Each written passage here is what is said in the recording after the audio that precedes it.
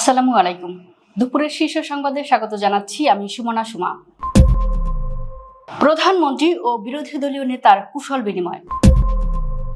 বৃহস্পতিবার শুরু এইচএসসি ও সমমান পরীক্ষা। শপথ নিতে পারবেন না আসলাম চৌধুরী, আপিল বিভাগ। 5 ব্যাংকের গ্রাহকদের টাকা ফেরত নিয়ে বড় ঘোষণা। ঢাকা মাওয়া এক্সপ্রেসওয়েতে চলন্ত বাসে আগুন, অল্পের জন্য রক্ষা পেলেন যাত্রীরা। নবম পে স্কেলে জুলাই থেকেই মিলবে পুরো মূল বেতন। দেশে পৌঁছেছে কাতারের সড়ক দুর্ঘটনায় নিহত 5 বাংলাদেশির মরদেহ। নিম্নমানের সিগারেট 80 পয়সা বেশি দিয়ে কিনতে হচ্ছে, আমির হামজা। ড্রেনে পড়েছিল রক্তাক্ত কুকুর, নির্যাতনের অভিযোগে থানায় মামলা। দেশের বিভিন্ন অঞ্চলে ঝড়ের আভাস, নদী বন্দরের সতর্ক সংকেত। সিন্ধুর পানি আটকাতে এলে হাত কেটে দেব, ভারতকে পাকিস্তানের হুঁশিয়ারি। বাবরি মসজিদ নির্মাতা হুমায়ুন কবিরকে হুমকি দিলেন শুভেন্দু অধিকারী। শুনছিলেন শিরোনাম, এবার বিস্তারিত। জাতীয় সংসদ কক্ষেই প্রধানমন্ত্রী তারেক রহমানের সঙ্গে কুশল বিনিময় করেছেন সংসদের বিরোধী দলীয় নেতা ডাক্তার শফিকুর রহমান। সোমবার সন্ধ্যায় সংসদের দিনের অধিবেশন সমাপ্তি ঘোষণার পর প্রধানমন্ত্রীর আসনের কাছে গিয়ে তার সঙ্গে করমর্দন করেন বিরোধী দলীয় নেতা। অধিবেশনের কার্যক্রম শেষ হওয়ার পর প্রধানমন্ত্রী তারেক রহমান যখন আসন থেকে উঠছিলেন তখন ডাক্তার শফিকুর রহমান এগিয়ে যান।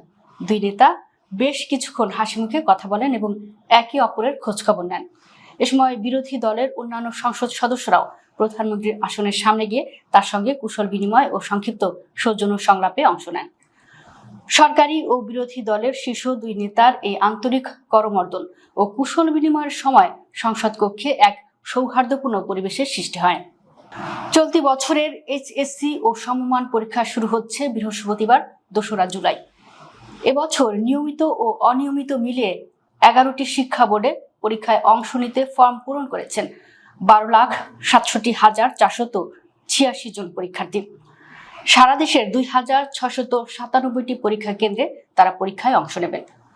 বোর্ড ভিত্তিক হিসাবে সবচেয়ে বেশি পরীক্ষার্থী ঢাকা বোর্ডের। এ বোর্ডে 310টি কেন্দ্রে এইচএসসি পরীক্ষা দেবেন 3,393 জন। রাজশাহী বোর্ডে 208টি কেন্দ্রে পরীক্ষার্থী 1,40,830 জন। পিরোজপুরে 212টি কেন্দ্রে 1,13,479 জন। যশোর বোর্ডে 240টি পরীক্ষা কেন্দ্রে 1,17,210 জন। চট্টগ্রামের 114টি কেন্দ্রে এবার পরীক্ষার্থীর সংখ্যা 99,688 জন। সিলেটের 96টি কেন্দ্রে 71,711 জন। কুমিল্লার 193টি কেন্দ্রে 94,802 জন। ময়মনসিংহের 111টি কেন্দ্রে 73,037 জন এবং বরিশালের 142টি পরীক্ষা কেন্দ্রে 58,664 জন পরীক্ষার্থী রয়েছে। এছাড়া বাংলাদেশ মাদ্রাসা শিক্ষা বোর্ডের অধীনে এবছর সারা দেশে 461টি পরীক্ষা কেন্দ্রে মোট 92,905 জন শিক্ষার্থী পরীক্ষায় অংশ নেবেন। আর কারিগরি বোর্ডের অধীনে 610টি কেন্দ্রে পরীক্ষার্থীর সংখ্যা 1,07,964 জন। ঋণখেলাপি হওয়ায় চট্টগ্রাম 4 সীতাকুণ্ড আসন থেকে নির্বাচিত সংসদ সদস্য আসলাম চৌধুরীর শপথ নিতে পারবেন না বলে রায় দিয়েছেন সুপ্রিম কোর্টের আপিল বিভাগ। মঙ্গলবার প্রধান বিচারপতি জুবায়ের রহমান চৌধুরীর নেতৃত্বাধীন আপিল বিভাগ এ রায় ঘোষণা করেন। এর আগে 15 জুন শুনানি শেষে রায়ের জন্য 30 জুন দিন ধার্য করেন। আসলাম চৌধুরীর পক্ষে ছিলেন সিনিয়র আইনজীবী মিফতাউদ্দিন চৌধুরী ও ব্যারিস্টার AM মাহবুব উদ্দিন খোকন। আদালতে জামাতে ইসলামীর প্রার্থীর পক্ষে ছিলেন সিনিয়র আইনজীবী মোহাম্মদ শিশির মনির ও ব্যারিস্টার ASM শাহরিয়ার কবির। সঙ্গে ছিলেন আইনজীবী মোহাম্মদ আজিমউদ্দিন পাটোয়ারি। এর আগে ঋণ খেলাপির অভিযোগে থাকা আসলাম চৌধুরীর মনোনয়নপত্র নির্বাচন কমিশনে আপিল শুনানির শেষ দিন গত 18 জানুয়ারি বৈধ ঘোষণা করা হয়। ওই সিদ্ধান্ত চ্যালেঞ্জ করে ব্যাংকের করা রিট হাইকোর্ট খারিজ করে দিলে ব্যাংক কর্তৃপক্ষ পরে আপিল বিভাগে আবেদন করে। 12 ফেব্রুয়ারি নির্বাচনে আসলাম চৌধুরী বিজয়ী হন, কিন্তু আদালতের আদেশের কারণে ফলাফল প্রকাশিত হয়নি। একীভূত হওয়া শরিয়া ভিত্তিক 5 ব্যাংকের আমানতকারীদের অর্থ ফেরত দেওয়া নিয়ে সরকারের অবস্থান স্পষ্ট করেছেন অর্থমন্ত্রী আমির খসরু মাহমুদ চৌধুরী। সোমবার জাতীয় সংসদে 2026-27 অর্থ বছরের প্রস্তাবিত বাজেট আলোচনায় সমাপনী বক্তব্যে এ বিষয়ে কথা বলেন তিনি। আমির খসরু মাহমুদ চৌধুরী বলেন, সাধারণ মানুষের কষ্টার্জিত আমানত রক্ষাই সরকারের প্রধান লক্ষ্য। একীভূত হওয়া 5 ব্যাংকের ব্যক্তিগত আমানতকারীরা তাদের চলতি ও সঞ্চয় হিসাব থেকে আপাতত 2 লাখ টাকা পর্যন্ত তুলতে পারবেন। একই সঙ্গে ডিপোজিট পেনশন স্কিম বা ডিপিএস হিসাবের ক্ষেত্রেও 2 লাখ টাকা পর্যন্ত তাৎক্ষণিক উত্তোলন করা যাবে। অবশিষ্ট টাকা ধাপে ধাপে ফেরত দেওয়া হবে। তিনি বলেন, বিশেষ কিছু ক্ষেত্রে আমানতকারীদের জন্য বড় ছাড় দেওয়া হয়েছে। কিডনি ডায়ালাসিস, ক্যান্সার সহ বিভিন্ন জটিল ও ব্যয়বহুল রোগে আক্রান্ত আমানতকারী এবং যারা হজের উদ্দেশ্যে সঞ্চয় করেছিলেন তাদের জন্য বিশেষ মানবিক ছাড়ের ব্যবস্থা রাখা হয়েছে। ঢাকা মাওয়া এক্সপ্রেসওয়ের মুন্সিগঞ্জের সিরাজদি খানে কুচিয়া মোড়া সেতুর উপর চলন্ত একটি যাত্রীবাহী বাসে হঠাৎ আগুন লেগে যায়। তবে ফায়ার সার্ভিসের তাৎক্ষণিক ও দক্ষ অভিযানে আগুন দ্রুত নিয়ন্ত্রণে আসার বড় ধরনের দুর্ঘটনা এড়ানো সম্ভব হয়েছে। এ ঘটনায় কোনো হতাহত হয়নি। মুন্সিগঞ্জ ফায়ার সার্ভিস ও সিভিল ডিফেন্সের উপসহকারী পরিচালক মোহাম্মদ শফিকুল ইসলাম জানান, সোমবার রাত 11টা 8 মিনিটে সিরাজদি খান ফায়ার স্টেশনের সেন্ট্রি পোস্টে মোবাইল ফোনে খবর আসে যে গুলিস্তান থেকে মাওয়ার উদ্দেশ্যে ছেড়ে আসা এভারগ্রিন পরিবহনের একটি চলন্ত বাসে কুচিয়া মোড়া সেতুর উপর আগুন লেগেছে। খবর পাওয়ার সঙ্গে সঙ্গে সিরাজদি খান ফায়ার স্টেশনের 2টি ইউনিট ঘটনাস্থলে ছুটে যায়। ফায়ার সার্ভিসের সদস্যরা দ্রুত অভিযান চালিয়ে অল্প সময়ের মধ্যেই আগুন সম্পূর্ণ নিয়ন্ত্রণে আনেন এবং নির্বাপন করেন। সরকারি চাকুরিজীবীদের জন্য দীর্ঘ প্রতীক্ষিত নতুন পে স্কেল বা নবম জাতীয় বেতন কাঠামো বাস্তবায়নের চূড়ান্ত প্রস্তুতি প্রায় শেষ পর্যায়ে রয়েছে। বর্তমান সরকারের পরিকল্পনা অনুযায়ী আগামী 1 জুলাই থেকে এই নতুন কাঠামোর মূল বেতন কার্যকর করার লক্ষ্যে নির্ধারণ করা হয়েছে। তবে ভাতার কার্যকর হবে 2027-28 অর্থ বছরের শুরু থেকে। দীর্ঘ 11 বছর পর এই বেতন কাঠামো কার্যকরের মধ্য দিয়ে ক্রমবর্ধমান মূল্যস্ফীতি ও জীবনযাত্রার ব্যয় সামাল দিতে গুরুত্বপূর্ণ ভূমিকা রাখবে বলে আশা করা হচ্ছে। সংশ্লিষ্ট সূত্রে জানা গেছে, মন্ত্রী পরিষদ সচিব নাসিমুল গনির নেতৃত্বে গঠিত উচ্চ পর্যায়ের কমিটি পে কমিশনের সুপারিশগুলো পুঙ্খানুপুঙ্খভাবে পর্যালোচনা করেছে। কাতারের শাহানিয়া এলাকায় সড়ক দুর্ঘটনায় নিহত 5 বাংলাদেশি প্রবাসীর মরদেহ বাংলাদেশে পৌঁছেছে। মঙ্গলবার সকালে সিলেট ওসমানী আন্তর্জাতিক বিমানবন্দরে মরদেহগুলো পৌঁছায়। এর আগে রোববার সকালে কাতারের শাহানিয়া এলাকায় সংঘটিত এই মর্মান্তিক সড়ক দুর্ঘটনায় 5 বাংলাদেশি প্রবাসী নিহত হন। ঘটনার দিন ওই 5 জন একটি পিকআপ ভ্যানে করে কর্মস্থলে যাচ্ছিলেন। গাড়িটি নিয়ন্ত্রণ হারালে ঘটনাস্থলেই 6 জন প্রাণ হারান। নিহত আরেকজন ভারতীয় নাগরিক, তাদের লাশ কাতারের স্থানীয় একটি হাসপাতালের মর্গে রাখা ছিল। নিহতরা হলেন সিলেটের কানাইঘাট উপজেলার গাছবাড়ি গ্রামের আব্দুল কাদির, মাছতালুক গ্রামের মুস্তাক আহমেদ আফরান, একই গ্রামের জুবাইর আহমেদ, আগাতালুক গ্রামের জসিমউদ্দিন এবং আমরপুর গ্রামের জিবাল আহমেদ। কুষ্টিয়া 3 আসনের জামাতে ইসলামী দলীয় সংসদ সদস্য আমির হামজা বলেছেন, খুচরা পয়সার অভাবে নিম্নমানের সিগারেট 80 পয়সা বেশি দিয়ে কিনতে হচ্ছে। অতিরিক্ত 80 পয়সা সরকার পায় না, এতে বছরে 5,000 কোটি টাকা রাজস্ব হারাবে।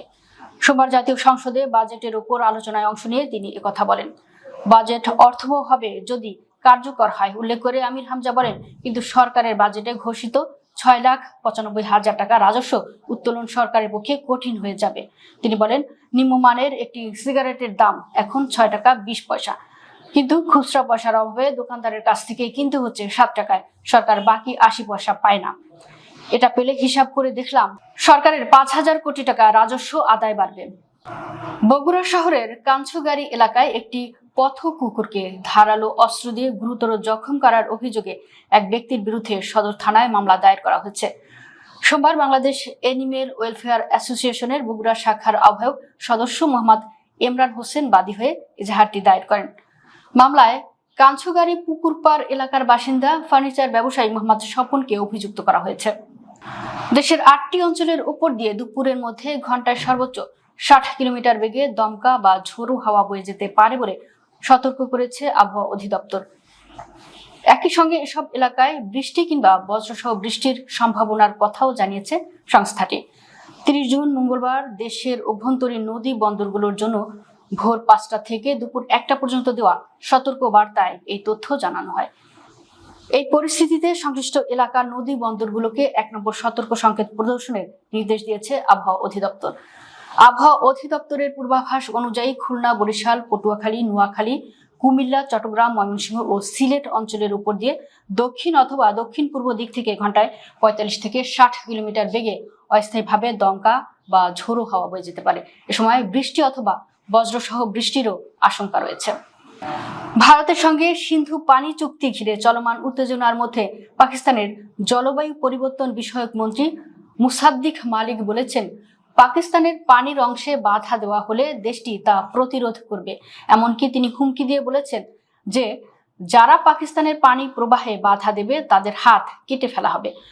ভারতীয় সংবাদ মাধ্যম এনডিটিভির খবরে বলা হয়েছে, পাকিস্তানের কয়েকটি সংবাদ মাধ্যম ও সামাজিক যোগাযোগ মাধ্যমে মুসাদ্দিক মালিকের এই বক্তব্য প্রচারিত হয়েছে।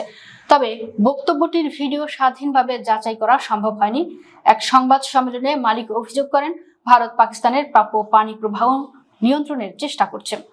তার ভাষ্য, পাকিস্তানের উল্লেখযোগ্য জনগোষ্ঠী কৃষি নির্ভর হওয়ায় পানি প্রবাহে কোনো ধরনের বাধা দেশের খাদ্য নিরাপত্তা, কর্মসংস্থান ও অর্থনীতিতে প্রভাব ফেলতে পারে। তিনি বলেন, পাকিস্তান আগে থেকেই জানিয়ে এসেছে যে দেশটির পানি অধিকার ক্ষুণ্ণ করার যে কোনো প্রচেষ্টা প্রতিক্রিয়া দেওয়া হবে। একই সঙ্গে তিনি আন্তর্জাতিক পর্যায়ে বিষয়টিকে ন্যায় বিচার ও নিম্ন অববাহিকার দেশগুলোর পানির অধিকারের প্রশ্ন হিসেবে তুলে ধরেন। ভারতের পশ্চিমবঙ্গে বাবরি মসজিদের আদলে মসজিদ নির্মাণের ঘোষণা দেওয়া এবং সাম্প্রতিক রাজনৈতিক বক্তব্যকে কেন্দ্র করে নওদার বিধায়ক ও আমজনতা উন্নয়ন পার্টির প্রধান হুমায়ুন কবিরকে কড়া হুঁশিয়ারি দিয়েছেন বিজেপি নেতা শুভেন্দু অধিকারী। সোমবার পশ্চিমবঙ্গ বিধানসভায় বক্তব্য দিতে গিয়ে শুভেন্দু অধিকারী বলেন, হুমায়ুন কবিরের সাম্প্রতিক বক্তব্যের পর তার বিরুদ্ধে একাধিক মামলা দায়েরের প্রক্রিয়া শুরু হয়েছে। তিনি বলেন, যথেষ্ট হয়েছে, এ ধরনের লোককে শিক্ষা দেওয়ার সময় এসেছে।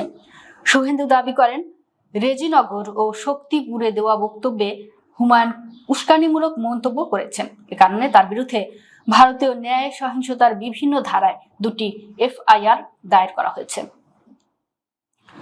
দর্শক, ভিডিওটি শেষ পর্যন্ত দেখার জন্য আপনাকে অসংখ্য ধন্যবাদ। নিত্য নতুন ভিডিও পেতে আমাদের ইউটিউব চ্যানেলটি সাবস্ক্রাইব করুন এবং নিয়মিত নোটিফিকেশন পেতে বেল বাটনটি ক্লিক করুন। আমাদের ফেসবুক পেজটি ফলো করুন। এছাড়াও আমাদের ভিডিও লাইক, কমেন্ট ও শেয়ার করুন। আল্লাহ হাফেজ।